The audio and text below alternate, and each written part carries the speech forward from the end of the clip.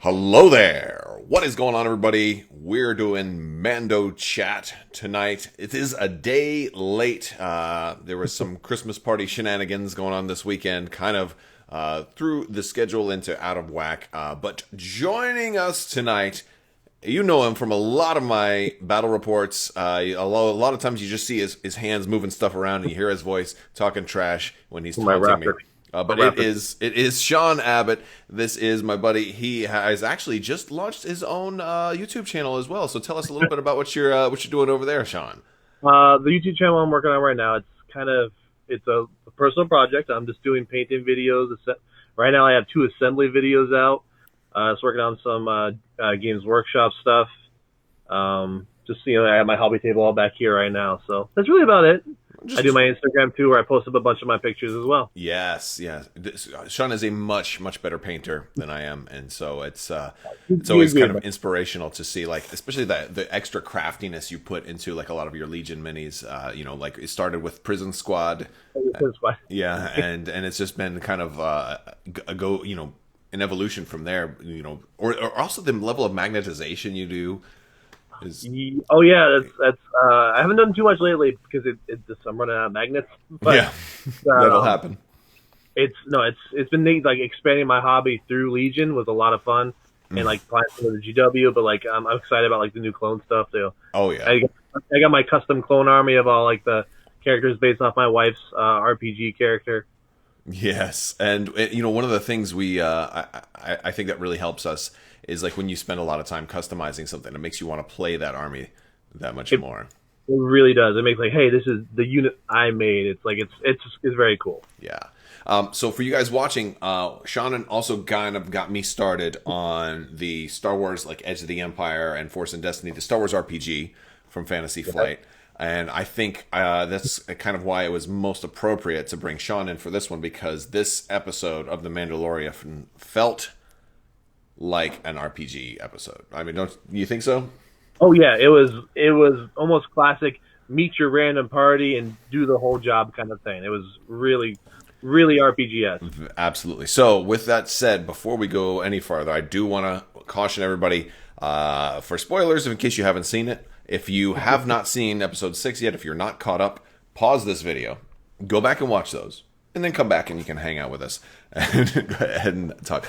Because, yeah, we're going to be talking all about Chapter 6, kind of our thoughts, and kind of, I think one of the things that is, like, when certain elements that kind of really kind of factor into the RPG kind of, I mean, there's other things too. Anything gaming related. There's certainly stuff for like X-Wing. I don't think there's really much Armada kind of fan. There's not a whole lot of Armada callouts, but there's a lot of Legion callouts in this game. Oh, yeah, actually, yeah, a little bit of Legion. I was thinking about that today. Oh yeah, with especially, we'll get to it. I don't want to jump too far ahead, but yeah. So this was Chapter 6, called The Prisoner, and it's very cool how they don't broadcast the titles in advance.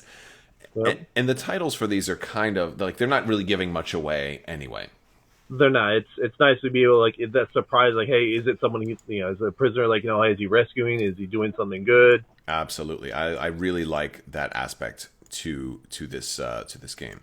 Somebody's asking, what is RPG? RPG, in case you don't know, an RPG is a role-playing game.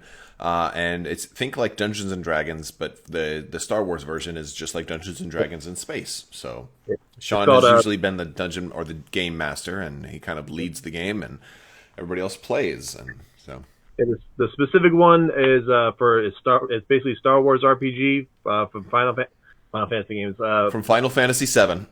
Final Fantasy VII. Cloud with the Buster Sword. It actually could be a neat RPG, but yeah, from Fantasy Flight Games, and probably this one is like the Edge of the Empire setting. This one is very much an Edge of the Empire, yeah.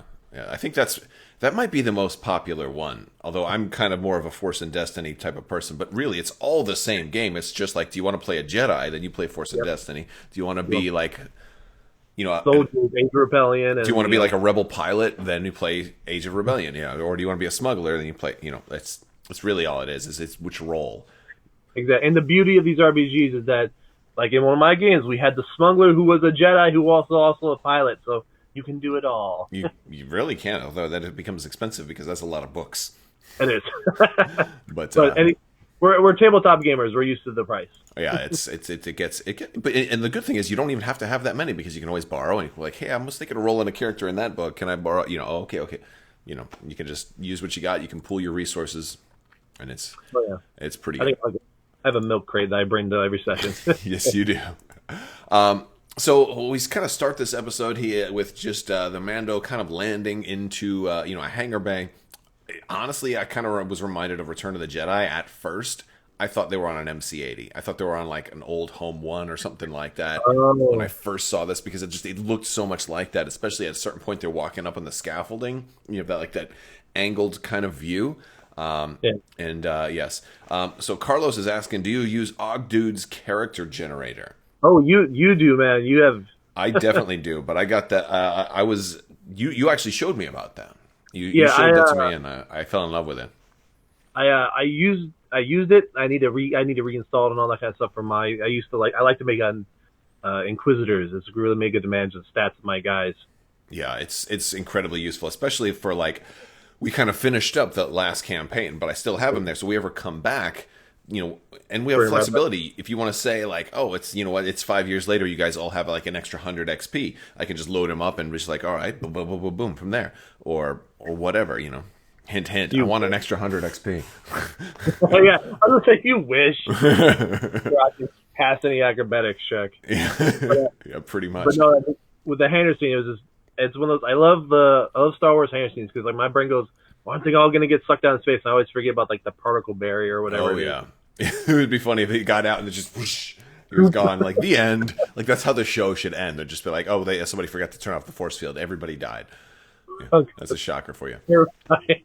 Yeah. So he gets out. He's talking to his buddy, and we've seen this guy in a ton of other things. He was in Batman. He's been Sons of Anarchy. Yeah, Sons of Anarchy.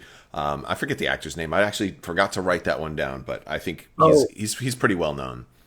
I'm not going to help you out here because I didn't write. I forgot to write stuff down as well. That's okay. But yeah, he's so you kind of get the impression they worked together. They had a history. Yep. Now this guy's obviously pretty old. My guess is when they worked together, he was like 40 something with a 20 something Mando, that kind of deal. He was already the leader. The stories are telling Mando seemed like he was still kind of a hot shot, like he was aggressive. Yeah, and they took him in because hey, he's a Mandalorian. He probably still had the helmet back then. You definitely get that impression, and it gave their gang some credibility. So that was his in. Yeah. And I want to say the actor, the guy did this. I really liked him. Even though he didn't seem that long, when he was talking to Mando, he had this very not like crime boss presence. When he's talking, hey, is that gratitude I see? And obviously you can't say anything. Is that gratitude? That's gratitude I see. I thought that was cool. He was an old school badass. Exactly. He was old. Yeah, it was pretty cool. I haven't really watched very many episodes of Sons of Anarchy, but I felt like old school biker kind of grandfather, kind of I'm one of the elders of this group, so you best not step out of line. Yeah, he was definitely channeling that. Yeah, no, absolutely. That was pretty cool. We kind of get introduced to the whole gang here, kind of one by one, which is pretty cool. Now, Bill Burr. Hey, you meet this guy, and this is our this, the thing. Bill Burr was funny because he's, first off, I love the whole, I wasn't a stormtrooper, jackass. Yeah. It was a good line. It was brilliant. The whole Imperial sharpshooter. There were so many jokes, and a lot of them had to do with this guy, but they were very meta jokes. They were, but it didn't seem out of place either. It seemed like in universe. It was really good. I think he had that wisecrack attitude, which is good. It worked out well for him. He did make that Gungan joke a little bit later. I felt like that one might have been a little bit forced. Maybe just a little bit, but it was still appropriate. Exactly. And that's only if I'm trying to nitpick. If I want to find something to nitpick about, because I loved this episode. This was one of my favorites. Yeah, I had a few nitpicks. I had a few, but I agree. That was I think it was I actually laughed today. He did a good impression. No, he did great. It's funny because I had long been thinking I knew they were going to put Bill Burr in here. I didn't know if he was going to be a good guy or a bad guy, and I kind of had my whole thing is what is he going to start going off on his riffs? What's the deal with these Imperials? What's wrong? What are they doing? Don't they know they lost? You know, like, and I could have just seen him going on his whole rant, and he just didn't do it. You know, they chose a great character for him. Oh yeah, no, it was good. It was good because he had the attitude, and he also had the serious, like, hey, you know, yeah. No, I liked it. And then we get my favorite character of the episode. We go the Big Differonian, Berg, who's played by Clancy Brown, so very recognizable guy. And you said he was doing the voice of. I mean, he's done a lot of voices, but Savage Opress. Savage Opress. That's right. And you mentioned that to me, and I was like, wow. Yeah, you know what? I never even put that together. But that's and he's done a lot of voices over the years. Oh, he's a lot of acting. He's very recognizable. I like that. Like, you take these actors. And if you don't know who they are, like in the alien mask, it's really cool to see them kind of like do something different. It is. Although he was a little bit recognizable, but it was still heavy makeup. And you could probably guess why I liked him so much, but he's like most representative of the type of character I like to play. Just this giant guy. And there were so many times where, like, so for you guys who don't know, like in our last RPG, I played like this giant dude. Like I was the guy from the big guy with the horns, DeWooten. DeWooten, thank you. Yeah, from episode 7, he's like in Maz's thing, and he's got the little girl with the leather laying on his lap. He's huge. He's almost like an ogre in Star Wars. And I played one of those dudes, and I had all my points into being big and ultra strong, and like I almost couldn't fail. I think I failed a single check the entire campaign. It was impressive, and also like, but you were graceful, and that was the funny because like you were like the giant. I'm bigger than like 3 doors. It was like the elephant doing pirouettes in the air. Yeah. Exactly. But in this case, he's just brute strength, and he played it really well. He did. Yeah, so I loved it. There was so many. He had some of my favorite scenes in the whole episode. But yes, so we get to meet Zero, which this was the guy from the IT crowd. I forget his name, but I hadn't actually watched that show. I'm not bad at these. Yeah, but Zero was a kind of a cool character. He played the droid route very well. Kind of the programs to be arrogant droid. Yeah, exactly. The typical I've gained sentience, so I know I'm better than you kind of droid. Now, for the X-wing players out there, Richard Ayoade. I'm probably saying that wrong, but yeah. But Zero was a fantastic pilot, so I could see Zero like showing up in like X-wing and having like a really high. Yeah, he was. Yeah, that was like some of the stuff he was able to pull off was really cool. So I could see, there's a little bit of stuff in this episode for a lot of different gamers too, which definitely works. It's not just all RPG stuff. There's definitely, there's a lot of droid stuff in here, which could work really well for Legion. Oh yeah, we'll get to them when we start seeing them. We will. This is just the first of many, but yeah. I would love to see like running all droid armies at some point. I think it's a possibility the way they have it, especially with the way they set up how the New Republic kind of politics work. Yeah, and when I say all droid armies, I mean obviously not just separatists. You've been able to run all droid armies already. You can do it right now, but with Grievous and although technically Grievous technically isn't a droid; he's a cyborg. Right. But yeah. And then we meet. This is pretty cool because we meet Xian, and she was actually the girl who played Tonks in Harry Potter, and that's and she's been in a lot of different things. I didn't even recognize her, but like I love Tonks from Harry Potter too. Mm-hmm. Same color hair. Yeah. But yes, you're very different, very very macabre character. It's kind of like that the crazy. It's kind of like a trope of the crazy girl with knives trope. Mm-hmm. Yeah, no, absolutely.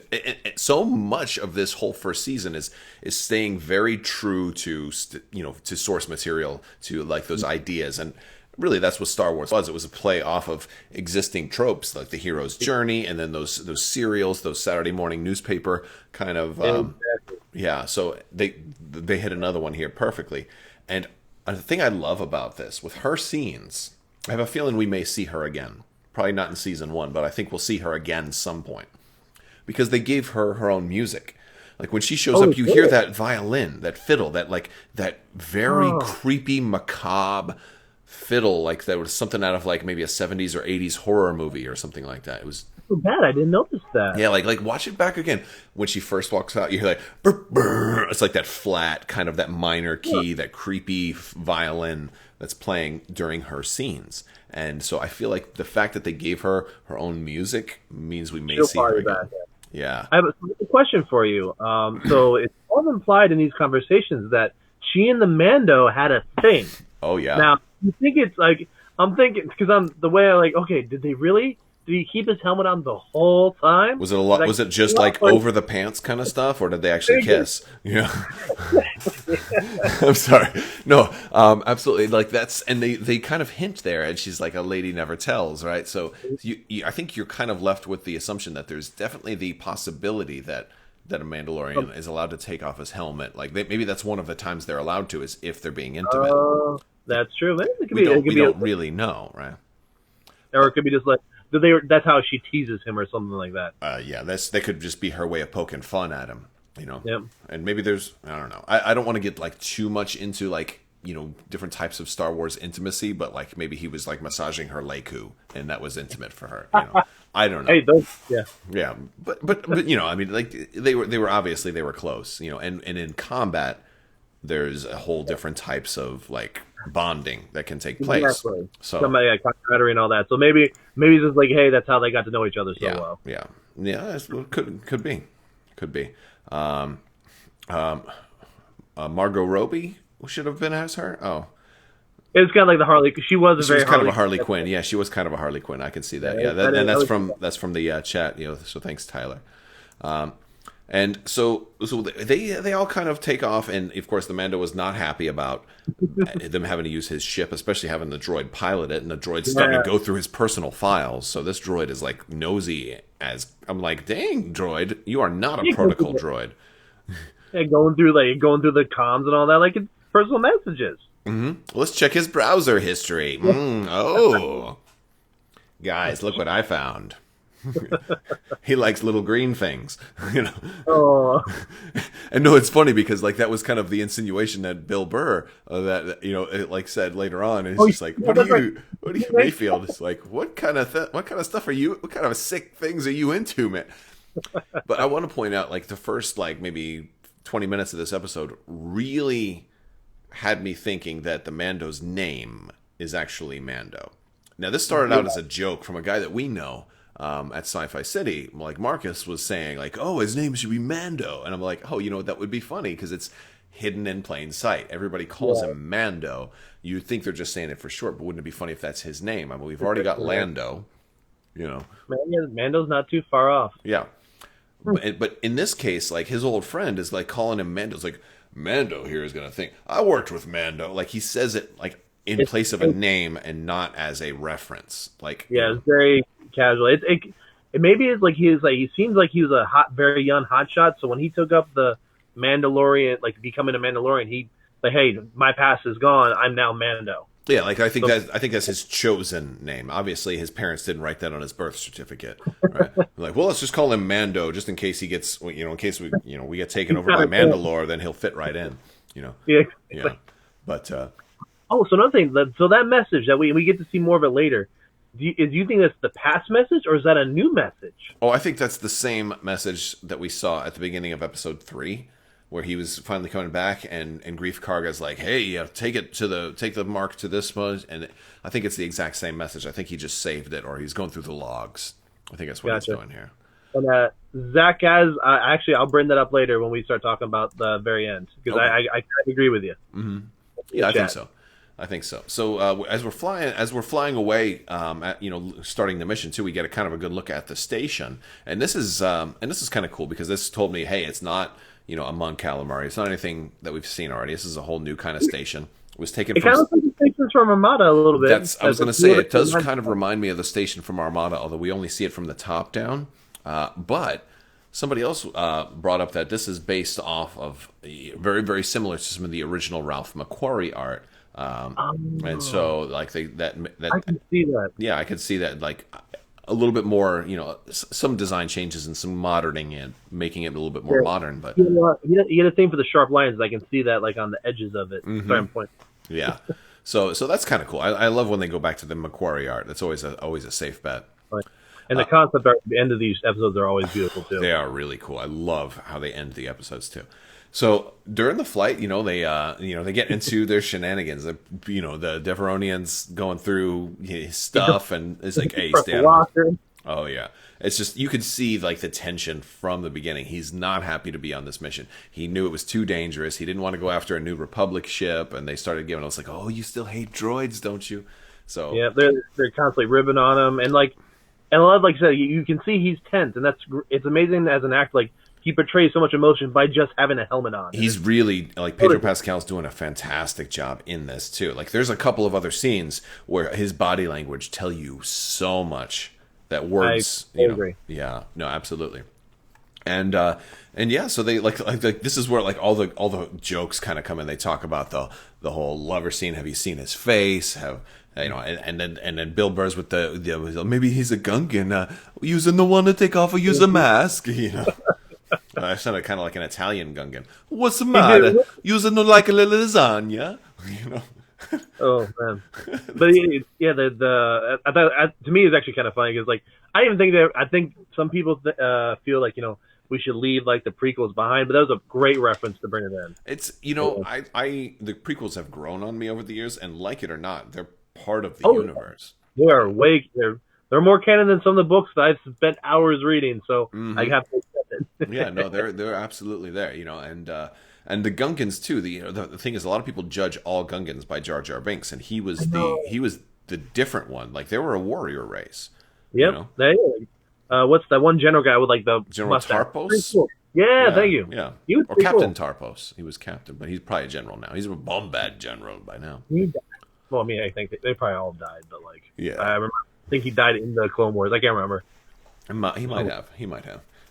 So like they're having their whole scene, and they kind of get into it, like, and Tonks or Xion is just balancing her knife like the whole time too. She was just like staying in character too. Like, I love how she's how she's having the whole conversation. She doesn't take her eyes off of the target. So she's a pretty skilled assassin. Yeah, they all play to their strengths. Like they show through the episode too. Like, this person is good at what they do. It's not like they are just random scum. They are good at what they do. And not only were their characters good at what they're doing, but they're portrayed as that way because they brought in good actors for everybody. They did, and they're not. And then they brought actors that didn't take, like, it's not like, oh, I'm watching so and so's. Hey, this person's doing really good. Oh, what are they? Oh yeah, I like them. Like, it added to it. It wasn't like taken away from the scene. I think so. It was amazing, and I think it's. From Disney's point of view, I think it's probably not that hard to be able to go and like say to a recognized, well-established actor or actress, like, hey, I've got a part for you. It doesn't pay a whole lot, or it only pays like a normal salary. I know you deserve more, but it's Star Wars. Do you want to do it? Like, people are probably like, yeah, I'll do it for free. So that's that's a pretty cool thing. But so we've got of course they get into a fight, and like the dude starts to take his helmet off, and Mando like puts Blurg down. Wait, is it Blurg? It's not Blurg. It's Berg. Berg. Yeah, Berg. Yeah, it's Berg. Like burger. So Mando just puts Berg, like, I thought he was going to put him into carbonite. Oh, I thought the same thing too when he shoved him. Yeah, it was close. It was close to it, but he accidentally hits the thing, and all of a sudden, Baby Yoda gets shown to everybody again. He just keeps showing everybody Baby Yoda. Like you need to get a babysitter or something. A better smuggling container for sure. Yeah, no, absolutely. So.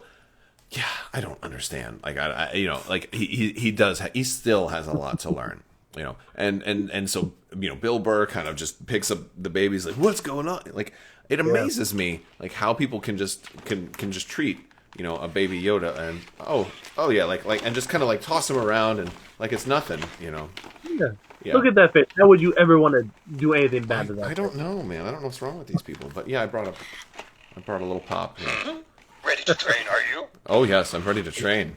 Of course, you must learn. Yes. Well, all right, I can't turn him off. He's hijacked the interview.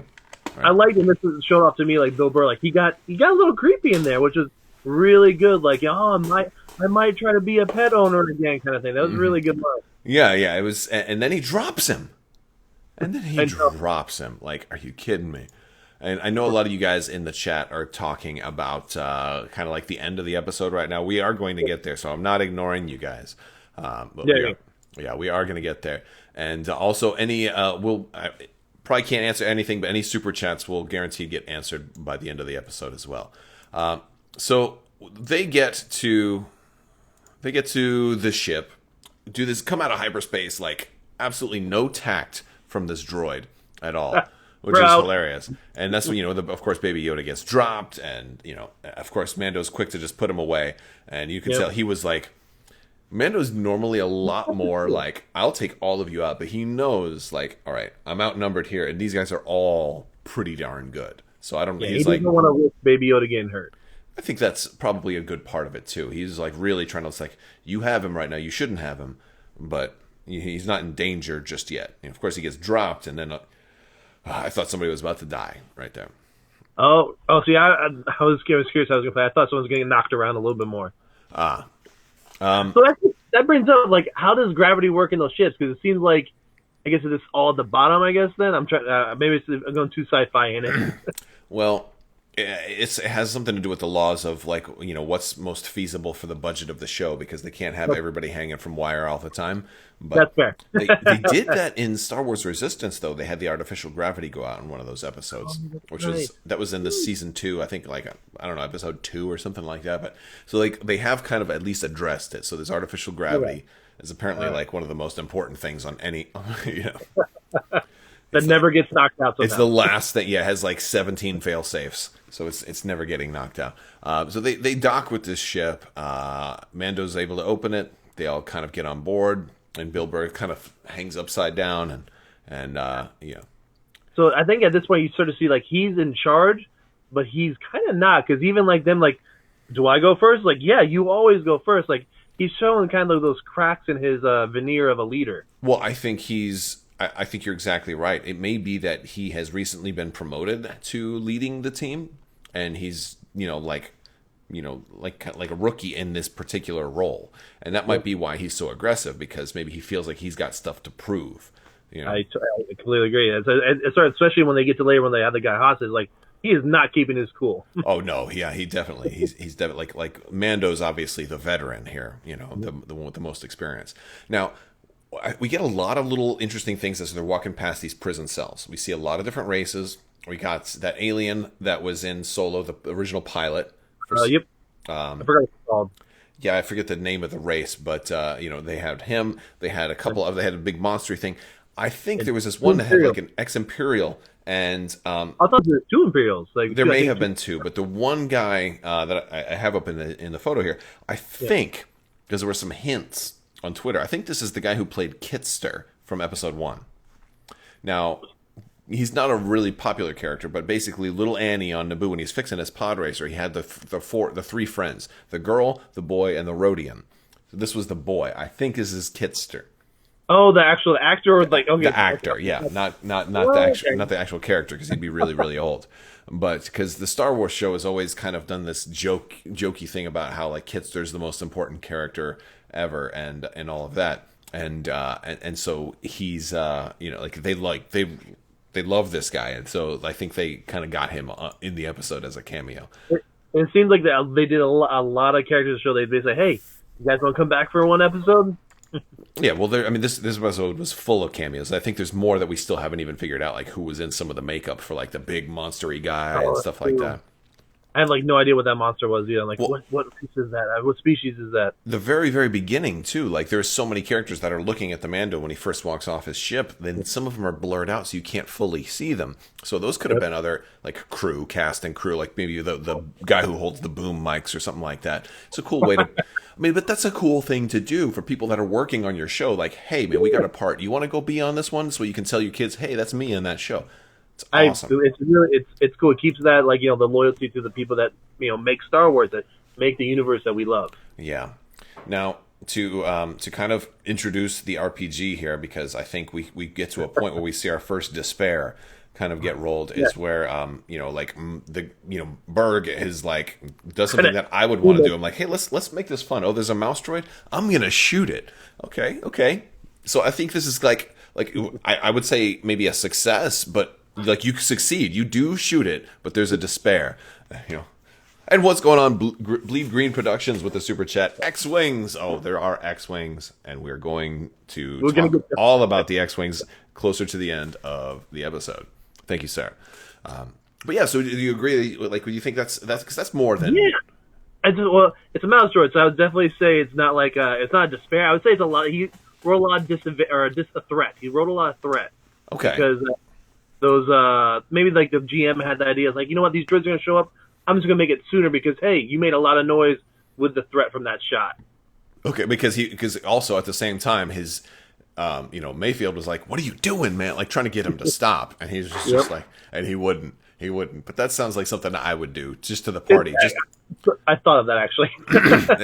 No, that's exactly, and I do stuff like that. I'm like, let's just see how the dice are going to behave. Let's make this interesting because I love doing ridiculous things like that. I got a real of Mice and Men, like Pet the Bunny George vibe from the Here Mousy. I was real concerned for other mouse droids at this point. Yeah, that mouse droid may have been the Star Wars show's mouse droid, also Cheese or CH-33Z or something like that. He may have been too, because there's also a lot of hints, like, of even droid cameos. But then we get these Republic battle droids that just look awesome. This was a very cool part of the episode. Yeah, I was absolutely not expecting this. What security was thinking, and like these guys are they're modified, almost kind of like HK like. So they do kind of look HK like. You're not kidding. They restarted those factories because they want to go away from the standardized military from Mon Mothma's thing or whatever, and they now have droids, which is kind of funny. In the Clone Wars, everyone hated droids because they were in the military. Now look what's happening again. Yeah, interesting. It seems like they're probably not being used that much, but if you think about it, the First Order not the First Order, the New Republic went from being just a ragtag rebellion to, we have to be the government for the entire galaxy, overnight. And so they would have had to have employed droids. There's no way they could have manned. And this is a perfect example of that. They got one guy for this entire capital ship. One person. Everything's going to be skeleton crews. I'm surprised they had this many droids to spare, to be honest. Yeah, there seem to be they seem like high power because some blaster bolts are bouncing off. Yeah, they were armored. They were definitely an improved. Now, granted, this is 5 years after Return of the Jedi, so they've had some time to commission droids. I would say these were probably built because they are painted with the Firebird, so they're New Republic. Yeah. But I love this, and this made me think definitely Legion, like a New Republic at some point. I was thinking because there's only one person, maybe it's a droid unit, but there's one. The leader is a human or a human character or organic character. It's like the droid controller, and maybe you could do that.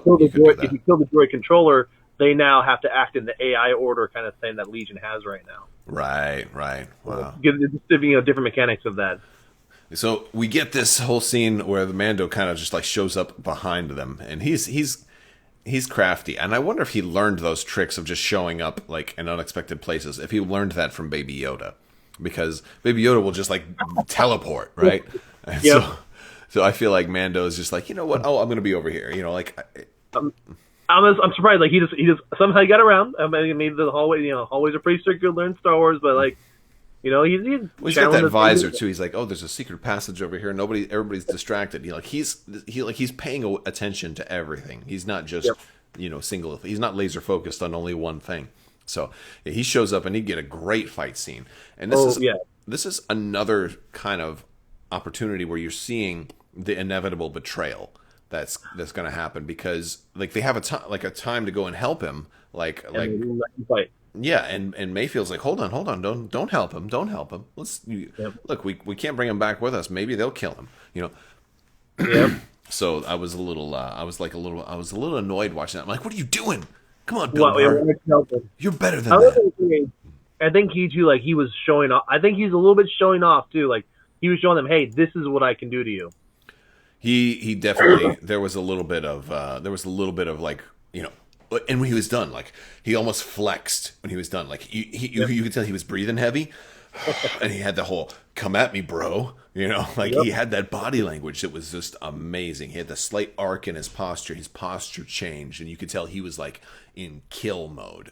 Oh yeah, that shot too was silhouetted by the hole he created in the droid's head. And that's a high-powered rifle. Like, you saw those shots bouncing off them. Yeah, they had good. So whatever unit, that droid unit, if they show up in Legion, they're going to be an expensive unit. They're going to be like Death Troopers.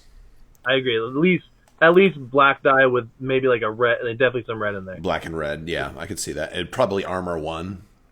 Yeah. Like your super battle droids. They seem like they're on par with a super battle droid unit. Something like that. A little bit smarter too, it seems, because they don't try to grapple them and all that. So there's a little bit more autonomy with them. Yeah, that makes sense. So maybe a better AI.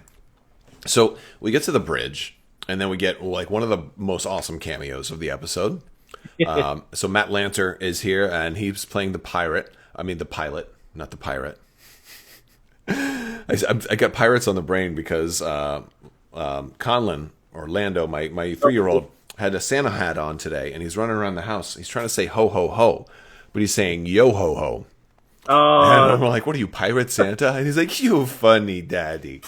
It's no Pirate Santa. But anyway, so I got pirates on the brain. Anyway, so he's the pilot, and he's obviously not prepared for this. Yeah, I think he's a young kid. He doesn't know what's going on. Mm-hmm. He had nice shoes. Yeah, and a nice belt. So I don't know if I'm the only one, but I absolutely hate those stupid helmets. I think it's the dumbest looking thing in all of Star Wars. It's the only thing I hate. It's not like a nitpick, but like, okay. Like them. Well, they're really. I mean, this was a long time ago in a galaxy far, far away. So, like, this was very popular back in the age of Skywalker. Okay, so that's fair. That's what it was. It was fashion sense. But no, I like how they kind of kept it in line with like fleet troopers. Like he's part of the fleet, so this is part of the New Republic Navy's. It's part of that naval outfit. They might be honoring like Alderanian soldiers, that sacrificed their planet with sacrifice. He might be Alderanian. Maybe he was an infant and off-world when the planet was blown up. Oh man, that's true. That's like, they were talking about like making a new, like, I remember I think in Bloodlines they're talking about like making a new like outpost or like something for the Alderanians. Yeah, like new. I think it was in Legends where like Han settled like New Alderaan for Leia or something like that, right? I can't remember. They made Han Solo so romantic in Legends in some of those books. Like I'm like, come on, guys. Like I like the aspect of Han's just like, I can't do this. I'm gonna go race. I'll see you when I see you. It does make a little more sense. Like, I think the Courtship of Princess Leia was one of the first books I read too. Oh yeah. All right, so this kind of leads into this awesome Mexican standoff, and it's just it's something that was inevitable, and I love it. And I love like how Bill Burr's like there, and he's got the extra one that comes out too. He's like, "Put your gun down, Mando." Yep. Yeah.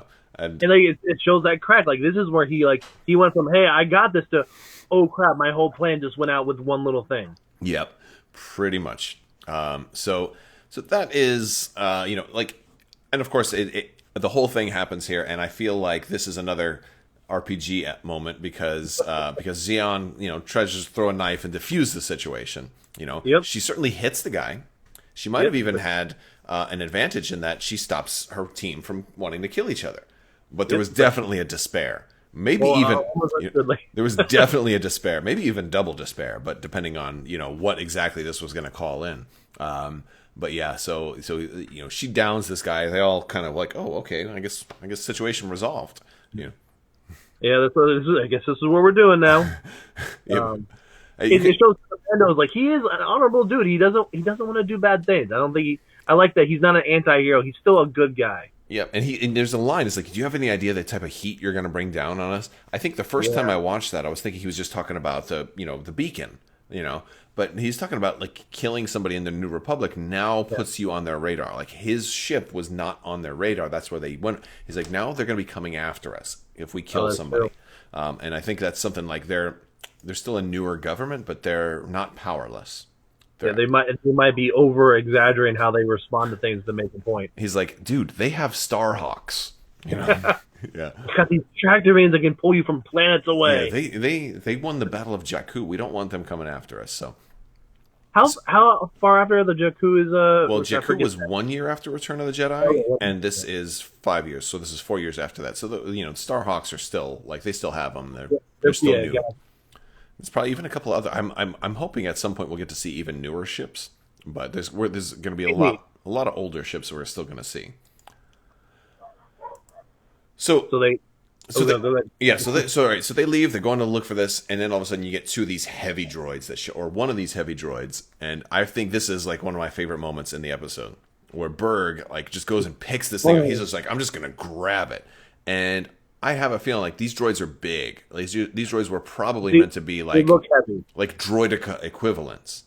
Yeah. And like he just said, I'm just gonna grab it. Now this is for me. I think this was like maybe a double triumph, where he just grabs this one, like he succeeds like with a maybe two triumph, because I wouldn't. These aren't henchmen. Yeah, so not only does he kill one, but he throws it and blows the other one up too. Yeah. And he stands there with his back to the explosion and smiles. I'm like, the classic backstory. It was really good. I agree. As definitely one triumph, man, maybe you damaged it, but two triumph, you destroyed the other one. Yeah, sure. yeah, absolutely. Because I mean, and so for you guys that don't know, triumph is like like rolling a 12 on a d12, and it's 20 on a d20.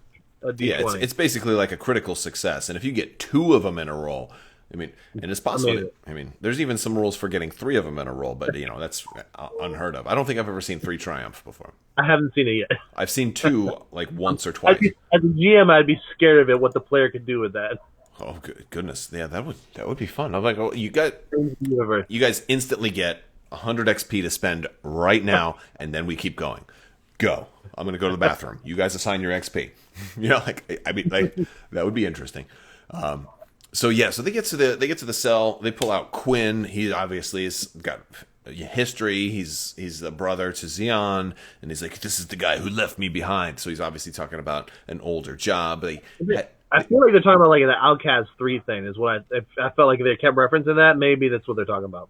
Oh, I haven't. So I'm not familiar with Outcast 3, but well, it's Jian or whatever. She mentioned it earlier. Like, ask him about the job on Alcaz 3. Oh, I thought you were talking about a video game. No. Okay. No. Oh yeah. Oh, right. That could have easily been it, or something like one of those, like the old days. But yeah. Yep. So then they double cross him. They throw him into the cell and close it up, and he's stuck in there. Classic double cross. Everything about this episode has been like a trope up to this point, but also executed very, very well. So one of my nitpicks here is Quinn, like Twi'lek ears. Males are supposed to have like normal ears, and then females have the cones.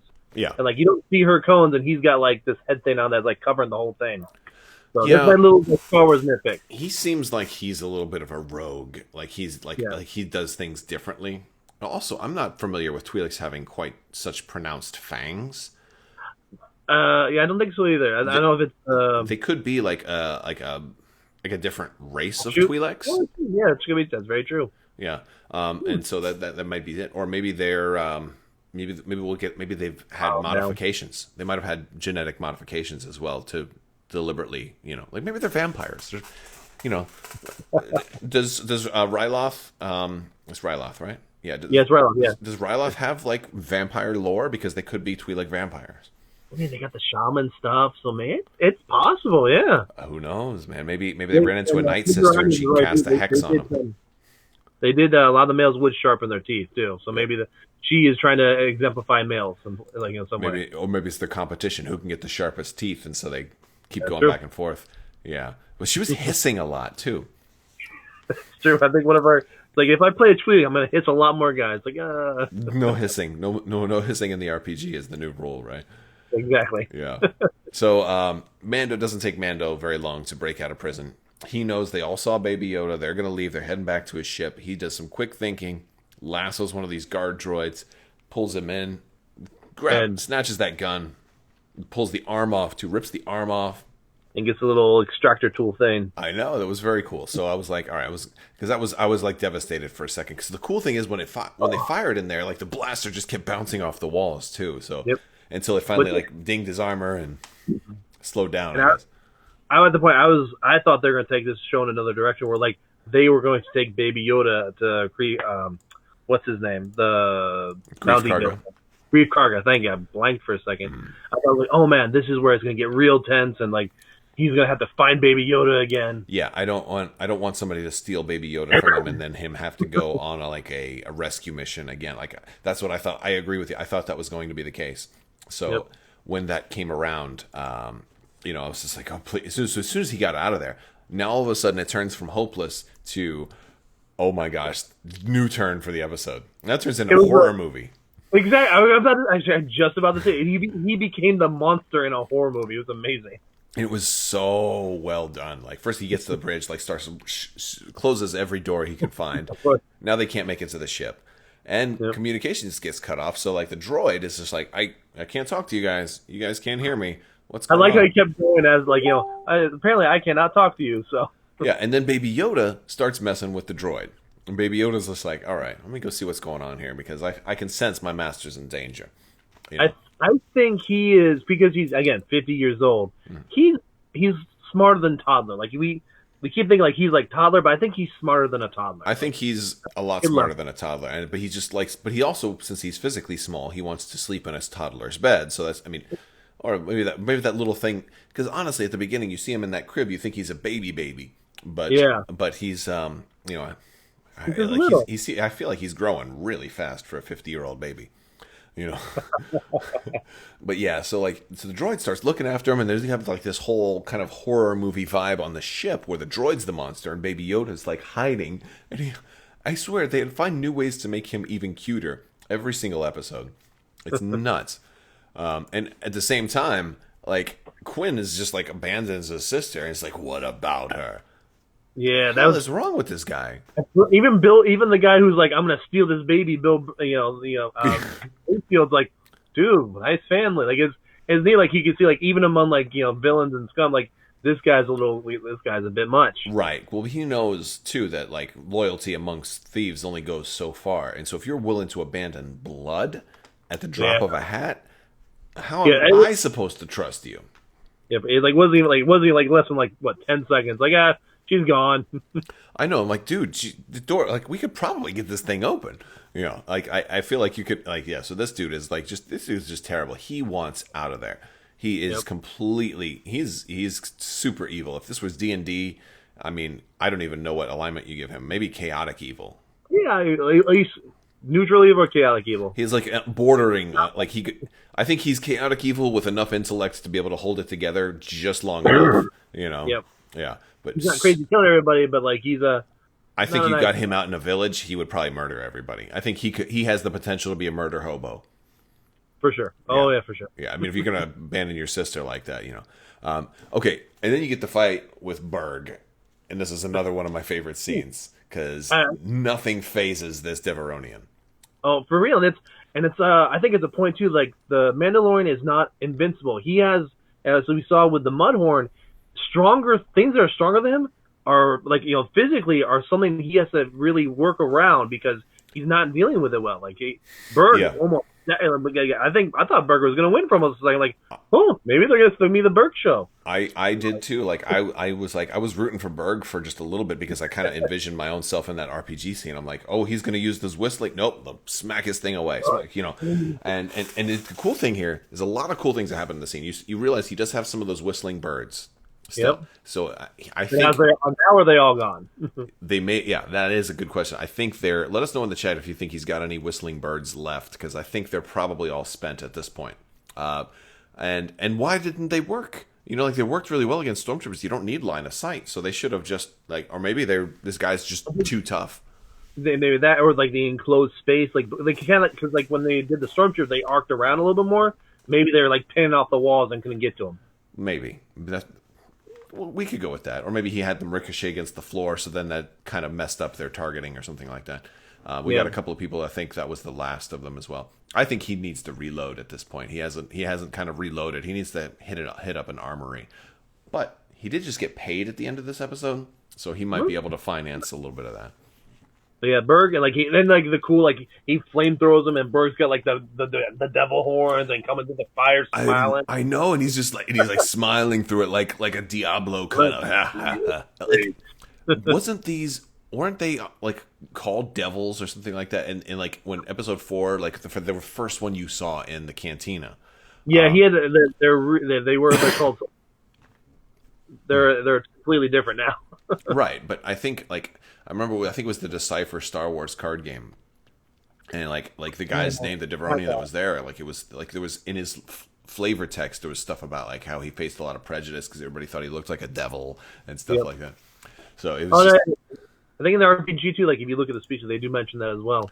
Yeah, so that was very appropriate of like a little kind of the shots here were just brilliant. But then he hit like Mando hits like that. It was like a success and a despair, like or a triumph and a despair. Like boom, I got you. I'm shutting the door on you, and then he's like, oh, but the despair. Yeah, you did shut the door on him, but he's got 6 brawn, so he just catches it. Yep. And then the very casual button push to get the other door hatches was. I thought the guy was dead. Like I was like, oh, he did another Quarren where he just sliced him. Oh my goodness, I laughed out loud watching that. This scene made me think of Firefly. Or kind of almost like an Indiana Jones where the guy is swirling the scimitar and Harrison Ford just pulls out the gun and bang. Like it was so great. And the disgusted grunt he gives too as he realizes the other doors are coming is really cool from Berg. He was like, "Oh, you gotta be kidding me! I had this guy beat. I had him. It was this close." And then, of course, he goes after Tonks, and she gets a few licks on him. He takes some wounds. Got him in between the best. He attacked him where he was weak. In between the best. She got him like in the arm, or I think in like the armpit. He took a dagger in there, so he's gonna. And then he used her dagger against her. Yeah, and so he got her. And the cool thing is, you don't know if he killed these people at this point in time when you're watching the episode. So yeah, I just realized this. He's using all of their strengths against him, using Berg's strength against his, Xion's her dagger against her, and then he uses what's Mayfield's he can't see, so he can't shoot.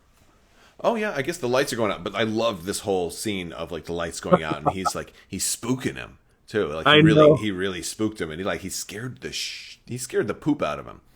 I think that's what he did. The frustrated no.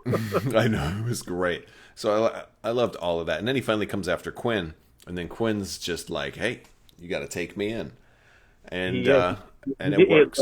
Very evil, like, "Hey, I'm gonna, he successfully persuaded the Mando to appeal to his code." That is true. That was That's a good one too, because he totally should have. He had every right to just kill that dude right there. Yep. But he had a plan. Oh yeah, he kind of found that plan forming too. And after Berg, he's like, "Oh yeah, I got this," which we're gonna get. Yeah. So they jump up to back on the ship, and Zero finally finds Baby Yoda. Opens the thing. He's back in his little crib and pulls out his blaster. And Baby Yoda's goes to use the Force, and you're like, "What's he gonna do? What's he gonna do?" And then, poof, the droid blows up. Baby Yoda looks so pleased that he's like, "Hey!" And he looks at his hand. He's like, "Did I do that?"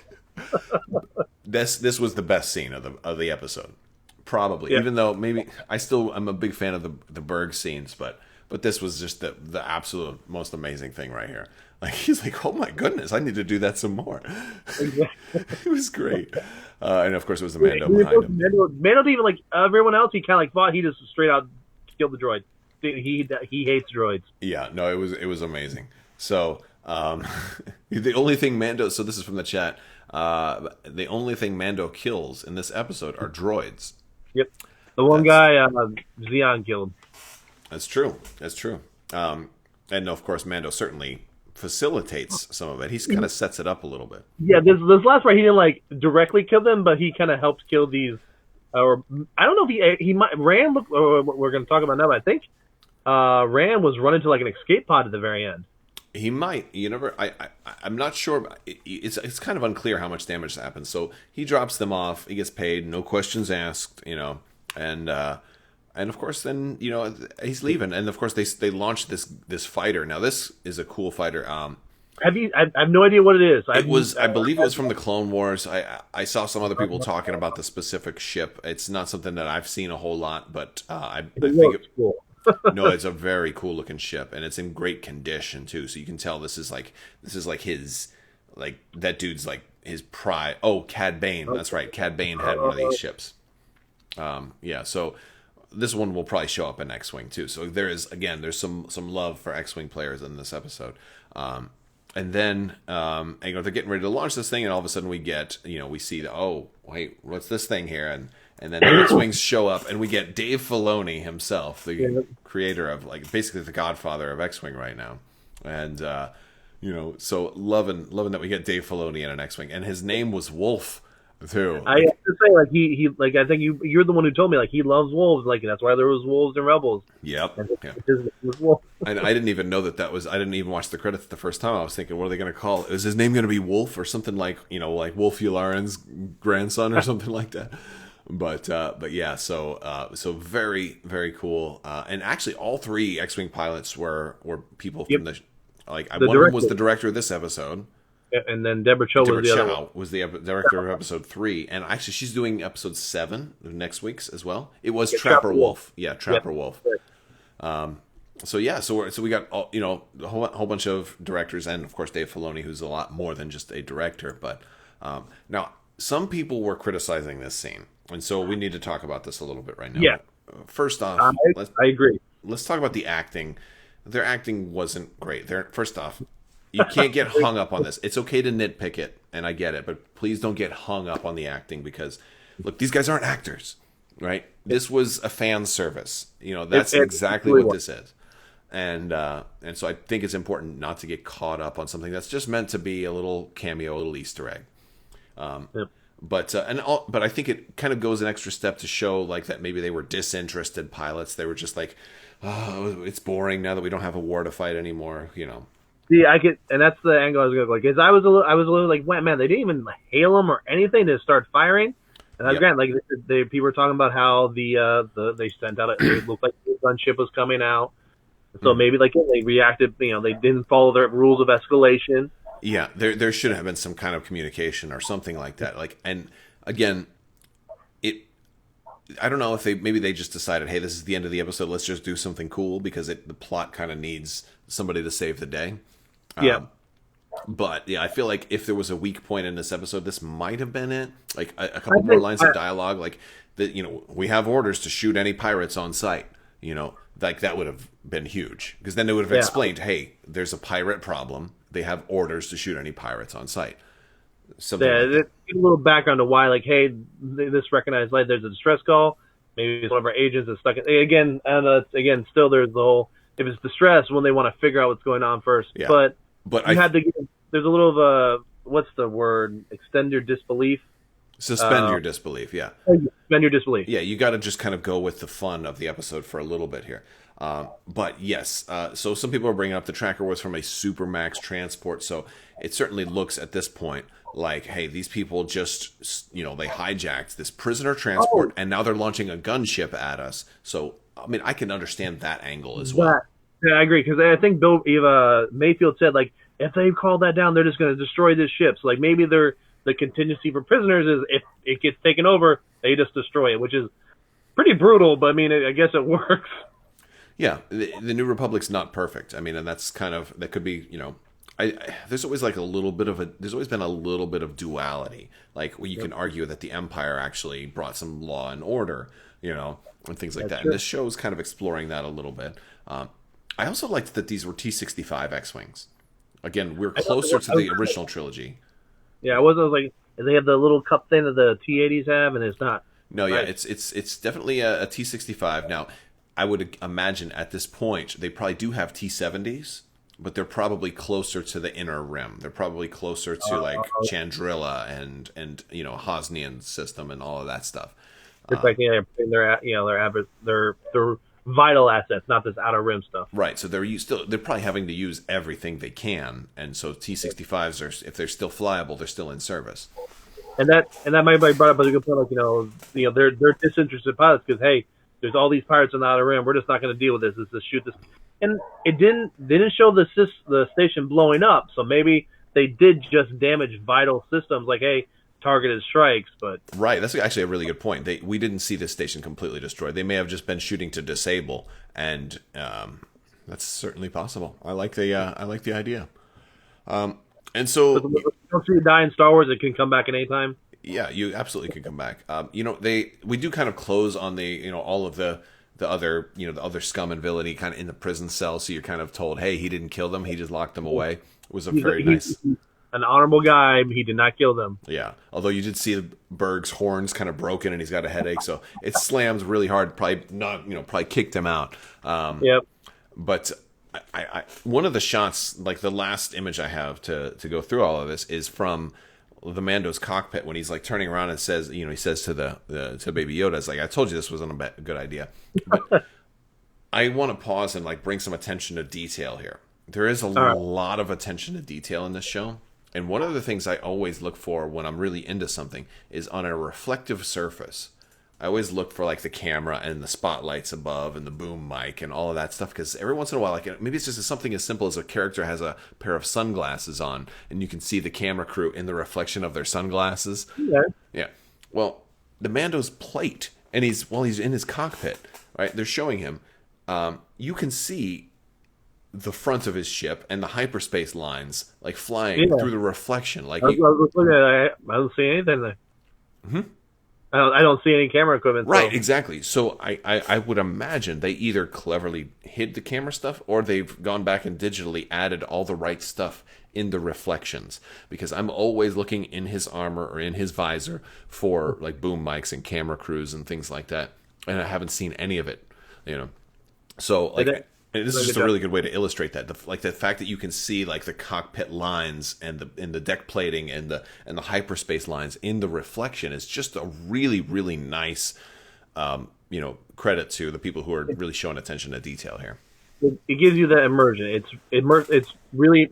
I think one of the good things about the show is it really is an immersive show for Star Wars. It's not. I don't feel out of touch. I don't feel like I'm watching something different. I'm feeling like, hey, this is a Western. I can relate to this. Absolutely. So yeah, that's I think that's the episode. So it was real cute too. Like now that we know, he talks to Baby Yoda. He's like, he probably has like conversations with this poor thing. Well, I mean, I think people always talk to babies. They just don't always talk back. The best episodes so far. So I'm going to get into a couple of questions now before we kind of wrap things up. I don't know if it was the best episode so far. It was a really good one. I think either 3 or 4 were the best episodes, and it's tied for me. Yeah, this one to me was to me actually one of the most entertaining ones. Like it had so much going on for it. It was fun to watch. It wasn't like it may have been the most fun episode. Yeah, it wasn't like the best in the lore or best in the acting. It was fun. That's why I watch it. Is I have fun and have fun with Star Wars. Right. I loved episode 3 when all the other Mandos showed up, but I think my favorite overall was episode 4 because it kind of showed you what his end game would be, and it had just a lot of things I loved about episode 4 too. So I'd say they're tied too, because like 3 was just fun because it's showing off his combat skills, like 1-on-1 against all the stormtroopers, and the stuff was real cool. And another thing is too, like they tend to answer questions like. 3 was good for a number of reasons because between 1 and 2, you were like, wow, where are all these other bounty hunters coming from? Are they going to explain this stuff? Because of some of the unanswered questions with movies and the way the movies go, and kind of how Last Jedi didn't answer the questions from 7. Exactly. A lot of people were like, oh, are they just going to keep throwing more questions at us every week? And 3 answered so many questions from 1 and 2 it did. That it was very satisfying. It showed like, hey, he's a bounty hunter, but he has this code. He follows this Mandalorian way, but he's gonna do the thing that he thinks is right. Mm-hmm. He's not just a turn it in job. He thinks about these things. Yeah. But 4 kind of just 4 just touched me in a really kind of almost a spiritual kind of spot. How good it was. We didn't see the figure from the end of episode 5 this week. That's a very good point, and I think I think that confirms that it was Boba Fett. I think it's something more important because they want to leave that till a big thing, like a big reveal. I think so. I had said for a long time we would see him at like the end of a season to kind of be a big character for the next season. So I think by them teasing, it was almost like Thanos at the end of the Avengers, and you're like in that post-credit scene, and they're like, oh, there's really big things coming. I think that little tease last week was that we'll get one more tease at the end, at the final episode. I think it's where they're there. I agree. I think it's the best way to do it too, because then like you don't have him overriding the Mando. Like it's now you have maybe a conflict or a working together kind of thing. So somebody's asking me about Chapter 7. I don't know anything about Chapter 7. I haven't read a synopsis, and I'm not going to, so I'm going to watch Chapter 7 knowing nothing. But I've been enjoying, and I agree. I've been enjoying going these in blind, like not knowing what's going to happen. It's been fun. Like the movies tend to get spoiled because of all the trailers and things like that. This is just cool to be able to. What's going to happen this week? Yeah, I think 7 is going to be a little bit of a cliffhanger ending, though, because I think they'll probably do 7 and 8 since 8's the last episode. Also, 7 is coming early, so you guys who are watching, Wednesday is episode 7. So if you stay up really, really late Tuesday night, you might be able to watch it. And that it has something to do with, that there's a movie. I think there's a movie coming out this week. I think this Thursday or Friday, maybe. I don't remember. There's some big movie coming out this week that a lot of people are really interested in. So they're doing this one a little bit early, and then I think next week it'll be a normal time, and that'll be the final episode. And then, of course, you can go back and watch them all again. And it'll actually be really curious to see if episode 7 has something to do with or Chapter 7 has something to do with Episode 9, see if there's some kind of crossover. Maybe there's a reason they did it early because some character or has a sister or brother, or there's a ship that appears in both, or something like that. I think that's your best bet. Cause if they're releasing the schedule, there's got to be a reason they're breaking the schedule. So I think it's... Or it might just be convenience. Hey, let's let people watch this so that they're not like... so we don't have people trying to do fan reaction videos for like 2 huge things at the exact same time.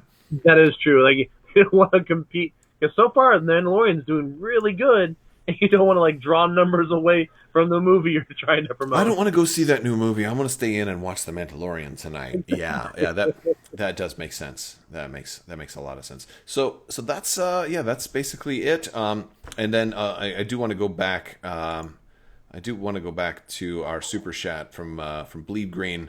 They were talking about X-Wings. Yes, I was really happy to see X-Wings. It was I wasn't sure what we were going to see, but I did like that they were T-65 X-Wings.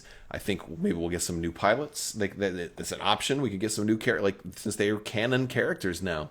That could totally happen. Oh, I think Filoni would love that. He was an X-Wing pilot. That'd be pretty cool. Yeah, I think so. And he's got a good name too. So. He could have. The thing is, he's been the MFIC for a long time for a lot of these shows. Sorry, but Mandalorian financier in charge. Yep. Yeah, I gotcha. Yeah, that's what it. Anyway, but yeah, so he could have put himself in anytime. So I think like at this point he's just like, all right, now I can finally do it. Exactly, and like. He's Clone Wars and Rebels. He's brought us. He's a lot of the content that I love. But recently, he's been definitely a big part of. And we've got more Clone Wars coming up in like February too. So like I think that's gonna feed the addiction once episode 9 and this is over. Well, January is gonna be the month to rest, kind of like exhale, rewatch The Mandalorian again because I can easily watch this whole series all over again and love it. Yep. And and then talk and everybody complain. All the haters are like, if you go into episode 9 determined to hate it, you'll probably hate it. If you go into episode 9, willing to have a good time, I would think there's a great chance that you can have a good time. Slight injection. Mandalorian has already been renewed for season 2, so it's going to be at multiple seasons. Oh yeah, no, absolutely. That is yes. That's It's gonna be. I have a feeling it'll go the distance as far as. I hope so. It's been good, and if you see, it's getting. Some people say, it's getting worse as it goes. No, it's just been getting more entertaining, more fun. The more we learn about these characters, the more we learn about. I can't wait to see what they're gonna do next season too, especially because they spent a lot of money on this first season. I hope they don't go down in quality, even though if they have to save money for a season, I'd rather them do like same quality but do it in a cheaper set or like all in the same set. Like, hey, let's do a Death Star season, not the Death Star, but maybe inside a Star Destroyer. So we're reusing the same set for like 3 or 4 episodes or something like that. That could be doable. Doctor Who had to do that back in like the 60s or whatever. They had to do like a whole season where he was just on Earth, so they didn't build any alien sets. And that's fine. Spend a whole season on the same planet. if you have to. You know? It's easily you can just do it all in one terrain too, because we all know Star Wars planets only have one topographic. Yeah, Tatooine has only desert, right? Like there should be like, has anybody gone to the other side of Tatooine and found like the one lake that they have, and like is there a mountain over there with like a little lake, and is there polar ice caps? Is there like an igloo somewhere on Tatooine? You know, they should have polar ice caps though, shouldn't they? I mean, I don't know, but yes, Yeah, they should. So love it. We have a lot of great things ahead. I've even hearing rumors that there may be a whole new Disney show coming out for Disney Plus soon, like a mystery show, in 2020. So we'll have to see. Yeah, we'll have to see. All right, guys. Well, I am gonna I think we're gonna go ahead and kind of wind it down. If you guys didn't know already, you can check out Sean's YouTube channel in the description below. Go ahead and give him a subscribe. He's just starting out, so there's not a whole lot there, but let's give him some thanks for hanging out with us, and go ahead and toss him a subscribe, so we'll raise him up. Let's get him into like triple digits if we can. That would be pretty cool. Yeah. All that pressure, man. Yeah, you guys got to do it. You got to do it now. No, I'm just kidding. But no, that would be very, very nice of you. Appreciate that as well. All right, we'll talk to you guys later. And Sean, thanks for hanging out with us. And, anytime, man. All right, yeah. Well, I won't see you anytime soon. I'll probably see you tomorrow. Yep. All right. Well, all right. That's all I got. I want to thank you guys so much for watching. And as always, have a great day. Bye.